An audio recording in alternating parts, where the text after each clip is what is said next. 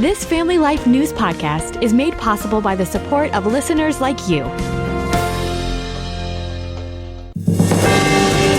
It's the Noon Report from Family Life, bringing a Christian worldview to what's happening in New York, Pennsylvania, across the country, and around the world. Weather with Kevin Williams, plus special features and reports with the Family Life News team. Now, here's what's happening. Hi, hard heat. Good afternoon. Welcome to the broadcast. A heat wave is on the way, and it threatens to break all sorts of records next week. Meteorologist Craig Allen. The problem I see with this is it's a large heat dome that's going to go right on into next week from the Midwest to the East Coast. So in other words, it's going to be a prolonged event, and there will be sunny days with limited rainfall, high levels of humidity. There will be very little cooling during the nighttime hours. Correspondent Jim Krasula tells us how the nation's energy providers are preparing for what's coming. With brutal heat expected to spread across much of the country over the weekend and into much of next week, operators of the nation's power grid say they are ready to meet an expected increase in power demand. New York City could break 100 degrees next Tuesday. It's been 15 years since that's happened. Cooling centers are being set up in the nation's capital. Weatherman Kevin Williams has that weekend forecast on the way. And for the record, summer officially arrives tonight at 10:42 Eastern Standard Time. Parts of Livingston County, New York, remain underwater from back-to-back storms this week. Roads are ripped apart. Homes and basements bombarded by the deluge south of Rochester. The water is receding now, but the damage remains, and so too does the cleanup. Flash flooding causing a huge sinkhole yesterday on Sackett Road in the town of Avon. Overseas, the Israeli-Iran war is now 1 week old. Overnight, Tehran rockets struck a technology park in southern Israel. The BBC's Dan Johnson. Missiles were fired from Iran towards the Negev region of Israel early this morning, and at least one of those missiles has got through and has hit a technology park in Beersheba, the sort of place that there are offices for Microsoft and other international companies. President Trump says he'll decide within 2 weeks whether to join Israel in the fight against Iran. Reporter Weijia Jiang. Well, some U.S. officials have expressed concern that they don't think Iran really wants to make a deal, and they're just stringing the U.S. along to buy more time. In the meantime, of course, the war continues. City scholar Jim Hansen says there's no way Iran wins this war, and they will have to deal with us eventually, says Hansen. President Trump right now is doing a very smart thing. He wants a negotiated settlement to this. He wants the Iranians to recognize that we can destroy them even as the Israelis are doing it more slowly. So I think a lot of this right now is designed to remind them of that fact and get them to accept the inevitable. They're done. Private contractors are helping to coordinate the evacuation of Americans from the Holy Land. Thousands are expected to flee Israel this weekend. A federal appeals court has ruled that President Trump can keep control of the California National Guard to deal with ICE riots in Los Angeles. Legal analyst Lori Levinson. The real question is what's going to happen next, because things very much have calmed down in Los Angeles.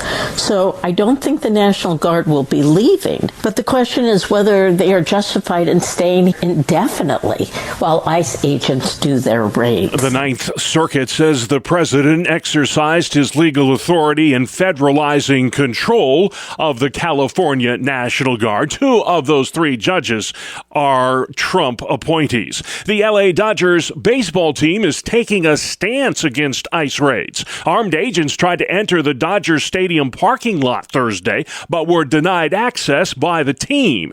LA City Councilwoman Eunice Hernandez. Los Angeles has 1.3 million immigrants. We have whole economies. Even the sports industry thrives off the labor of immigrants and Latinos. It is unclear why those federal immigration officials were at Dodger Stadium. ICE claims it was never there. The Department of Homeland Security says the incident had nothing to do with the LA Dodgers baseball team.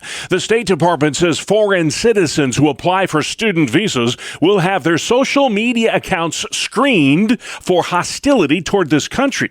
New student visa applicants will be asked to make their social media accounts public for review. U.S. consulates will be looking for any indications of hostility toward the citizens, the culture, government, institutions, or founding principles of this country. A northeastern Ohio congressman says he was nearly attacked and run off the road yesterday by a protester who was waving a Palestinian flag. This morning, as I was driving to work, some unhinged, deranged man decided to lay on his horn and run me off the road when he couldn't get my attention to show me a Palestinian flag. Not to mention death to Israel, death to me, that he wanted to kill me and my family. We know who you are, young man, and the police are going to be paying you a visit. That was Congressman Max Miller on social media. The Jewish GOP lawmaker represents Ohio's 7th congressional district. A federal bankruptcy judge decides today whether to approve that multi-billion-dollar settlement with Purdue Pharma, the maker of OxyContin. Jared Buckhalter says a high school football injury caused him to become addicted to OxyContin. Take the best feeling that you've ever had in your life and times that by 10. To a normal person, that's how I could really explain it to someone that has never experienced it. How do you quit that? That's the problem. The ex-athlete lives in West Virginia, the state with the highest opioid overdose death rate in the country. Purdue Pharma's agreed to pay over $7 billion over the next 15 years to settle lawsuits in all 50 states. Dr. Patrick Marshalik is an addiction specialist at West Virginia University. He'd like to see some, but not all of that money spent on treatment. They say an ounce of prevention is worth a pound of cure, and I know it's kind of cliched, but yes, we have tools to help people once they get sick, but it'd be nice to have less people getting sick. 10% of the settlement, roughly $850 million, will go toward those who suffered from addiction and the families of those who died. Well, 50 years ago today, the movie Jaws debuted in theaters nationwide, and the rest, they say, is history. That film's release catapulted a tiny island off the coast of Massachusetts into stardom. Jaws put the summer blockbuster on the map and Martha's Vineyard, where it was filmed. There was considerable enthusiasm. Well, Van Riper is a historian at the Martha's Vineyard Museum. He says it was an economic windfall. They were going to need carpenters, painters, people to run the boats. And the now infamous breakdowns of the mechanical shark, that didn't hurt. The longer the production ran, the longer they were on the payroll. All this resonates to this day. It significantly boosted tourism and the rise in the population. You're going to need a bigger boat. That report from Matt Wolf, the debut of Jaws. 50 years ago today, there will be a Game 7 in the NBA Finals. The Indiana Pacers took down the Oklahoma City Thunder last night in a win-or-go-home Game 6 from Indy. ESPN with the call. The magic carpet ride for the Pacers is not over. They'll play for an NBA title on Sunday night in Game 7. It is the first Game 7 of the NBA Finals since 2016. Still to come on the Noon Report for a Friday. Free AC in New York, fire tax in Pennsylvania, and let freedom ring. The Liberty Bell Road Tour. Good afternoon. I'm Kevin Williams. Some fairly comfortable air in place now. A little less humidity than of late, but that changes in a big way in the days ahead. Forecast details are up in 10. All right, Kevin, we'll see you then. Governor Hochul's giving away free air conditioners to eligible New Yorkers as that heat wave gets ready to descend on us. Those AC units will be distributed on a first-come, first-served basis through the end of August. You should check out the New York Health Department website for more information. New York Congressman Nick Langworthy sponsoring the Energy Choice Act. This legislation blocks states or local governments from banning specific energy sources like natural gas in new construction, because the American people, not bureaucrats, should decide what kind of energy that you use in your homes. At a news conference yesterday in Elmira, Langworthy blasted Governor Hochul's efforts to stop homeowners from hooking up to natural gas lines. He says the electrification plan will cost the average New Yorker an extra $25,000 toward the construction of a new home. The 4th of July is just 2 weeks away, and travel experts are bracing for record travel this year. The Independence holiday travel stretch is expected to be the summer's busiest. AAA says the number of flyers will tick up more than 1% over last year's record rush. The top 10 heaviest travel days in TSA history have all happened within the past year, and we expect to see more heavy volumes this summer. AAA expects most will drive over the 4th of July, a record of nearly 62 million, up 1.3 million from last year. Correspondent Chris Van Cleve says a record 72.2 million of us will be taking to the highways and the byways for the Independence Day holiday. Legislation in the works in the Pennsylvania House would allow local governments to raise taxes in order to fund cash-strapped fire departments as well as emergency medical services. Currently, more than 850 of Pennsylvania's 2,500 municipalities impose some form of a fire tax. State Democrats want to double that amount.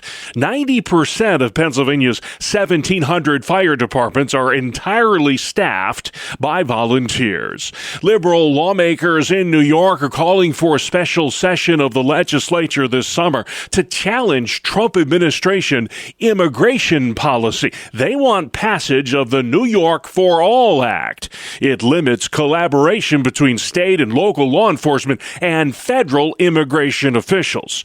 Republican Assemblyman Mike Fitzpatrick is no fan of that. You are breaking the law, and I think local law enforcement should work hand in hand with the federal ICE authorities.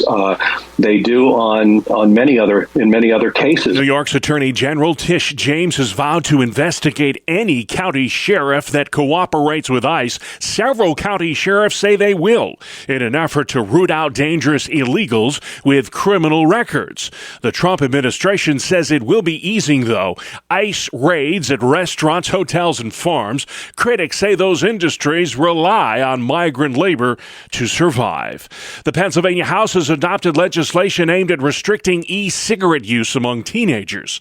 Vaping is a huge problem with this age group. That bill establishes an electronic nicotine delivery system directory, and the directory would list all the legal vape products in PA. Nearly 4 in 10 teens who vape today use products that are not currently approved by the FDA. A new COVID strain is making the rounds. The highly contagious variant called Nimbus has a symptom that is being referred to as a razor blade throat because it feels like swallowing razor blades. The CDC says this makes up about 37% of coronavirus cases nationwide and recently caused coronavirus surges in China and other parts of Asia. Right now, the CDC has coronavirus activity labeled as low in the U.S. Correspondent Scott Pringle, New York's top court is sanctioning statewide learning standards for private schools.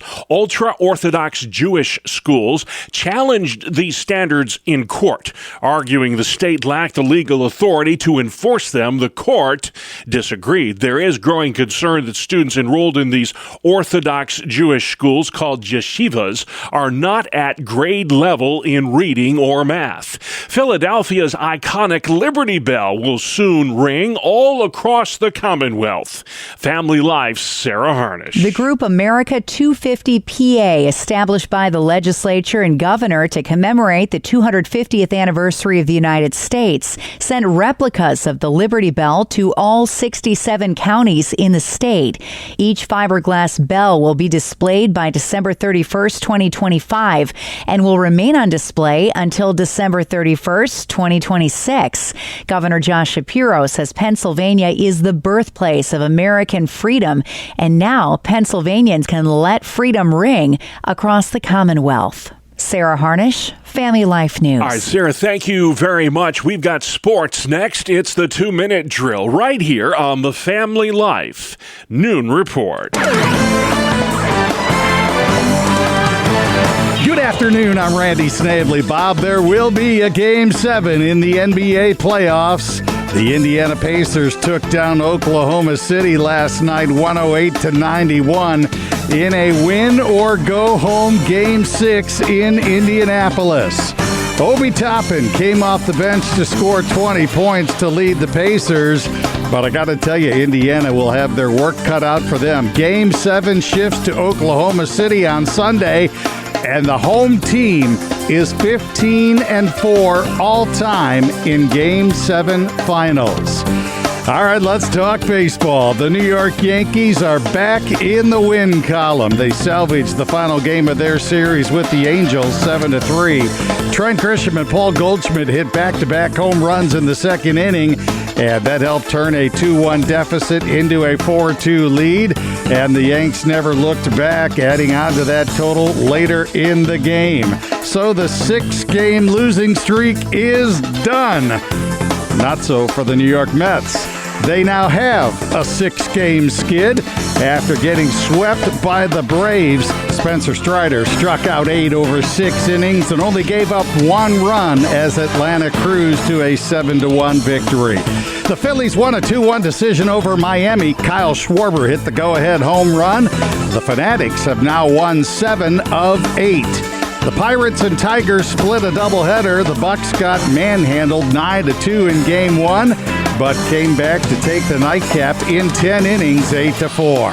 Elsewhere in the American League, KC, Baltimore, and the Athletics picked up wins. In the National League, it was the Nats, Brew Crew, and Padres. And in interleague play, the Twins got a pair of home runs from Byron Buxton. They won, as did the D-backs, Giants, and Cardinals. St. Louis actually won 2 games against the White Sox. That is a look at sports. Thank you, Randy and Matt. And still to come on the Noon Report for a Friday, the debut of our new summer feature called Staycations. Today, Mark Webster's taking us to the Punxsutawney Weather Discovery Center in Punxsutawney, Pennsylvania. Speaking of the weather, weatherman Kevin Williams calling for some hot stuff next week. At the end of the broadcast today, it's a twin thing in New Jersey. Welcome to Breakpoint, a daily look at an ever-changing culture through the lens of unchanging truth. For the Colson Center, I'm John Stonestreet. Well, a myth repeated often in museums, textbooks, and nature documentaries that most people now accept just as dogma is that humans and chimpanzees share about 98 to 99% of our DNA. The Smithsonian Museum of Natural History in Washington, D.C., for example, cites that statistic in its Human Origins exhibit as confirmation that, quote, modern humans and chimpanzees diverged from a common ancestor between 8 and 6 million years ago, end quote. The only problem is that the statistic is just wrong, likely by an order of magnitude. Even more, the science community has known that it's wrong for quite a while now, and new methods of comparing the genomes of humans and great apes show just how genetically different the two are. In fact, the cited 1 to 2% difference hasn't been defensible in years now. As far back as 2007, authors in the journal Science called on fellow researchers to retire the myth of 1%. Geologist Casey Luskin explained in a 2023 ID the Future podcast that the estimate was derived decades ago from a single protein-to-protein comparison before the chimp genome was even fully sequenced. And since then, genetic science has become far more precise, and almost no modern comparisons between human and chimp genomes yield the famous 98 to 99% statistic. In fact, more precise methods for comparing genomes show the actual difference between humans and chimps to be far higher than what is constantly quoted. In April, a groundbreaking paper published in the journal Nature gives the complete sequences of various ape genomes not compiled using the human genome as a guide. As Evolution News put it, this data reveals that, and I quote, humans and chimps differ by at least 14%. It's a major revision of the old statistic, end quote. And Luskin, an associate director at the Center for Science and Culture, had to break the bombshell story because the comparison was, for some strange reason, buried deep in the 174-page long supplementary data of the paper. In an open letter to the Smithsonian, Luskin highlighted the research and urged them to correct the now debunked statistic in the Human Evolution exhibit. The number cited, he wrote, is, and I quote, no longer scientifically accurate, leaves the average reader with the false impression that there's only 1.2% genetic difference between modern humans and chimpanzees. Given recent findings, however, The Smithsonian and other museums have no business claiming that DNA evidence strongly supports common ancestry, but no word yet on when the museum plans to correct their exhibit. And besides, we should expect living things to share similarities if they share a design. Look, it's time for this icon in particular to be retired. Repeating that something is settled science does not make it so. For the Colson Center, I'm John Stonestreet with Breakpoint. All right, thank you, John. Let's head outside. Kevin Williams. Here's your Family Life weather forecast. The call for this afternoon, a mixture of clouds and sunshine, a little breezy, less humid. But before the afternoon is through, some of us will pick up a shower or a thunderstorm. High temperatures, mid-70s to low 80s. Tonight, partly cloudy skies, chance for a shower, low in the 60s. Tomorrow, partly sunny, warm. There could be a shower or a thunderstorm favoring western and central New York. High temperatures, 80s. Very warm, humid on Sunday. Good deal of sunshine with high temperatures in the 80s and low 90s. Though it'll be cooler near the shores of Lake Erie and Lake Ontario. All right, Kevin, thank you very much. It is Friday, folks. Congratulations. You made it the 20th of June. And this is the Noon Report on Family Life.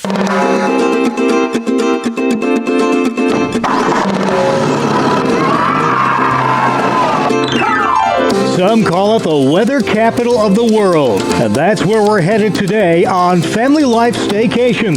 Drivable, family-friendly summer trips around the Family Life listing area. I'm Mark Webster, and today's destination is the Punxsutawney Weather Discovery Center in Punxsutawney, Pennsylvania, home of this guy. February 2nd's annual Groundhog Day celebration is known the world over. But whether or not you can make it to Phil's big day, you can always get your family weather fix at the Weather Discovery Center, where Lisa Waxmansky is executive director. She starts by unclouding its long history. I was surprised that the first Groundhog Day gathering in Gobbler's Knob was well over a century ago and brought over from Europe. It was. The very first Groundhog Day celebration was 1887, and it was based on a Christian religious holiday of Candlemas Day. So the roots of that were where people would take their candles to church to have them blessed, and they felt that that would bring blessings to their household for the remaining winter. So Candlemas Day kind of became the norm for most of Europe, and then when they came to the United States, they brought that German tradition with them, and an animal was introduced to the lore. So that was kind of another evolution of February 2nd. According to the German lore, the hedgehog would see his shadow. On Candlemas Day, there would be a second winter, or 6 more weeks of bad weather. So when the German settlers came to what is now the United States, they brought their traditions with them, and with the absence of hedgehogs, a similar hibernating animal was chosen. So that kind of led us to the present-day Punxsutawney. Once a year, the eyes of the nation turn to this tiny hamlet in western Pennsylvania to watch a master at work. The master? Punxsutawney Phil, the world's most famous weatherman. And of course, then came Bill Murray and company in Groundhog Day, the movie, 1993, and that forever, I think, seared Punxsutawney and weather together in America's minds. And we get the Weather Discovery Center. Now, how did that come to be? You're housed in a very historic building, I know. We are. I mean, we are the weather capital of the world, obviously. So that makes Punxsutawney the ultimate destination to learn about weather. So for decades, our community was really wanting to bring a weather museum, a place where our visitors could come to learn a little bit more about the weather, and even tying into all of the folklore and things like that. So our building that we're in now, it was the former Punxsutawney Post Office, and it was built in 1914. It was a federal building and post office until 1998, at which time they built a small modern one across town. So this building was just completely abandoned, and I believe it was going to be torn down. So in the year 2000, our former mayor, John Hallman, he also had been a postmaster. He led an effort to obtain this building, and the vision came alive for the Weather Discovery Center. So with the help of our Chamber of Commerce, they had a public meeting, and we acquired the building. So we're actually celebrating 25 years of incorporating the Punxsutawney Weather Discovery Center this year. Awesome.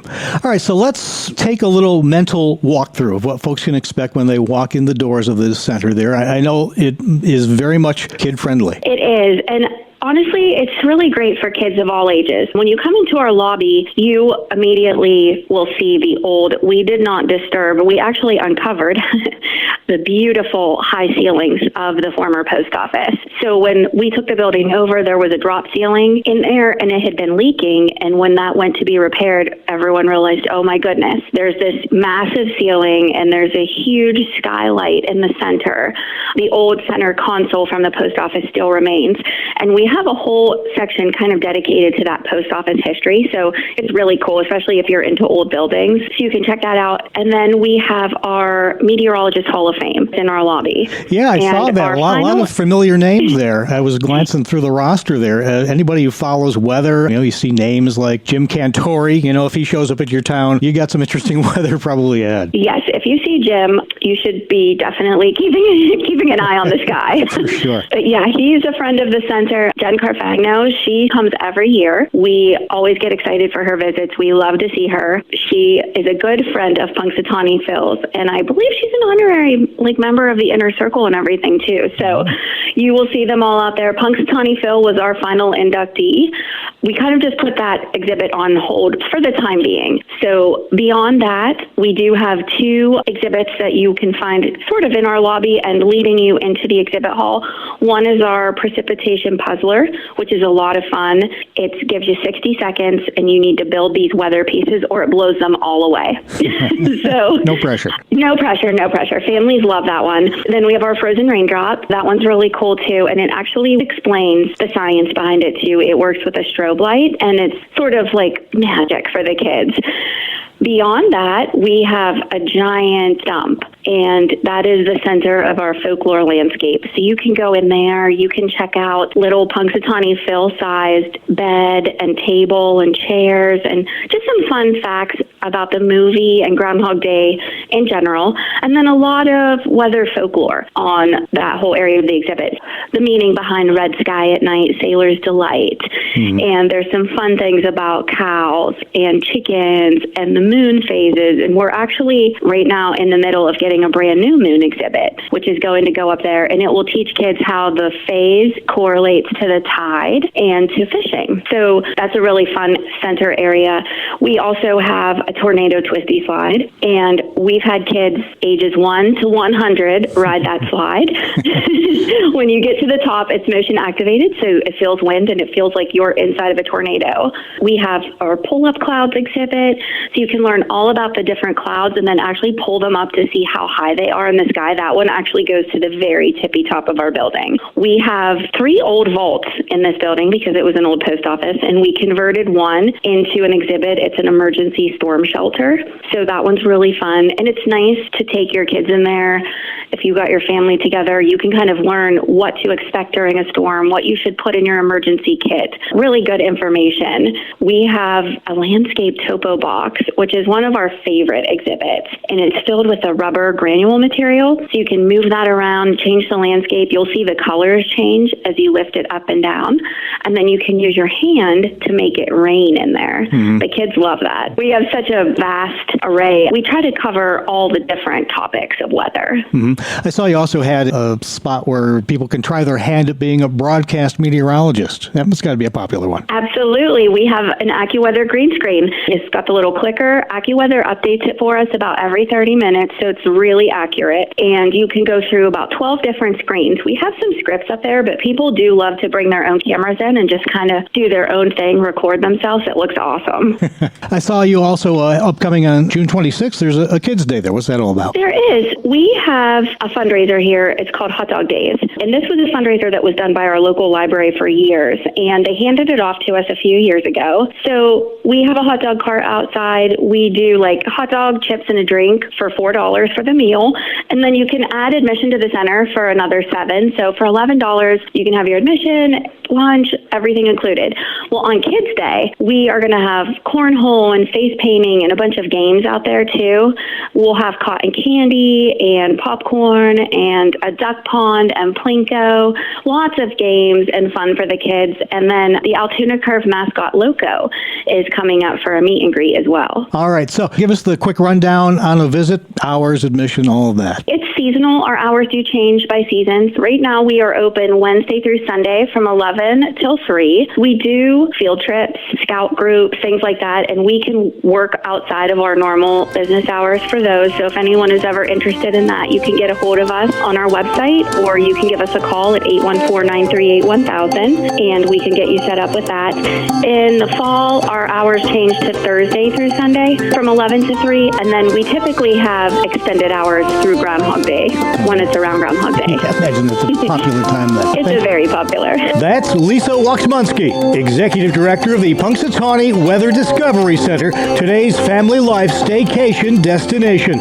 I'm Mark Webster. Please join us again next time as we highlight another fun place to visit on Family Life Staycations. Come on! All right, Staycations with Mark Webster. Can't wait to hear what's next. It airs Fridays during the summer on Family Life. You can catch this feature as well as all our original podcasts at Apple Podcasts, Spotify, YouTube, or our website, which is familylife.org. Good afternoon. Here is your Family Life regional weather forecast. The passage of a cold front gives us a little heat and humidity relief today, but over the weekend that heat and humidity will return, kicking up a couple of thunderstorms and setting us up for some mid-summer heat early next week. The call for this afternoon, a mixture of clouds and sunshine, a little breezy, less humid, but before the afternoon is through, some of us will pick up a shower or a thunderstorm. High temperatures mid-70s to low 80s. Tonight, partly cloudy skies, chance for a shower, low in the 60s. Tomorrow, partly sunny, warm. There could be a shower or a thunderstorm favoring western and central New York. High temperatures 80s, very warm, humid on Sunday. Good deal of sunshine with high temperatures in the 80s and low 90s. Though it'll be cooler near the shores of Lake Erie and Lake Ontario. All right, great work. Thank you, Kevin. Finally at noon for a Friday, it's a twin thing at Barnegat High School in the state of New Jersey. Check this out. The class of 2025 features 6 sets of twins. As far as I know, we have never had this many sets of twins. It is quite interesting, and it's exciting. That is the principal of Barnegat High School, Tracy Dubeck. The school celebrated its graduation ceremony earlier this week. Some of the sets of twins there plan to attend college together. Others say they'll split up and go their separate ways. We've been with each other our whole lives, but we also are both very different and do different sports and stuff. We both have such different, clear paths, so we have different futures, but we're still gonna find our way to each other. Find their way to each other. Yeah, twins usually do. While 6 sets of graduating twins may be a first for Barnegat High, it might not be a record for very long. That's because school officials say there are currently 7 sets of twins in next year's class, the class of 2026. What's going on there? As they say, must be something in the water. And that's our world. The world we live in, Friday, June 20th. I'm Bob Price. Family Life News. You've been listening to the Noon Report, heard weekdays on Family Life. Thank you for listening.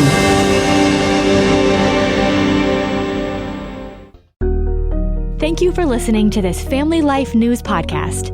If you've been encouraged by what you've heard, please share it with others and click the subscribe button to automatically receive future episodes. Family Life is a listener-supported ministry. Podcasts like this are made possible by your financial partnership. Find out more at familylife.org.